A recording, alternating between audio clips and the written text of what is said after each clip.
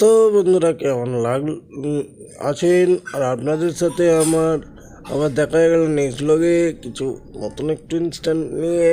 আর আপনাদের সাথে আমি আবারও চলে এসেছি।